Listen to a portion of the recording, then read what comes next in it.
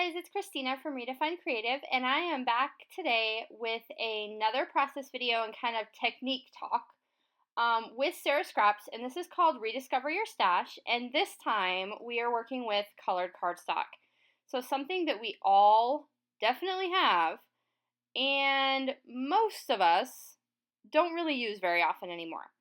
So what I have done is I have taken a whole bunch of different colors, you saw them there in the beginning, and I've taken cardstock that's basically all in the same color family. So I picked all of these blue colors and then a black at the end. And then I also added this pop of red. So it's going to take that whole color family and then also give me one accent color. And that accent color is really important because it becomes part of how I embellish the layout later.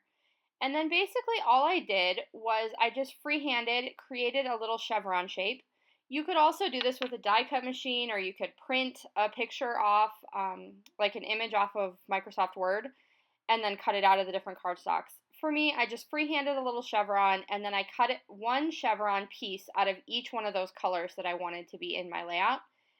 And I'm working with this black and white photo of my son, and this is just one of his baseball pictures. You can see his baseball glove and his team hat, and it's just a close-up of him. So that first technique with my colored cardstock is I kind of used it to create my background element. Now you're going to see I've pulled out a stamp set, and this has just some stars. So it's a whole section of stars. And I stamped it on the same gray paper that I used in one of my chevrons. So this kind of helps out. It's creating a pattern paper or something similar to a pattern paper, but it's making sure that all the colors are exact. So a lot of times if I'm using pattern paper, my cardstock colors are not an exact match. So this lets me make sure all my colors are an exact match because I actually used the cardstock to create my pattern. And it just has black stars on it, and you'll see that a lot closer in the close-ups. But basically I'm going to use it just to create a highlight on the edge of that photo of my son. And so that's the second really easy way that I use colored cardstock.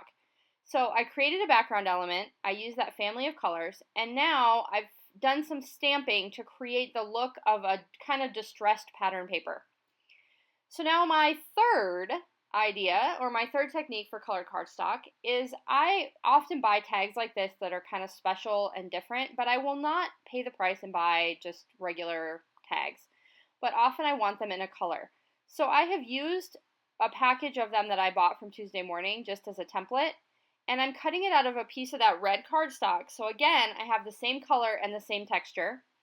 And then I just punched a circle out of white sticker paper and then took my hole punch and put a hole in the middle. And it makes it look just like a regular tag.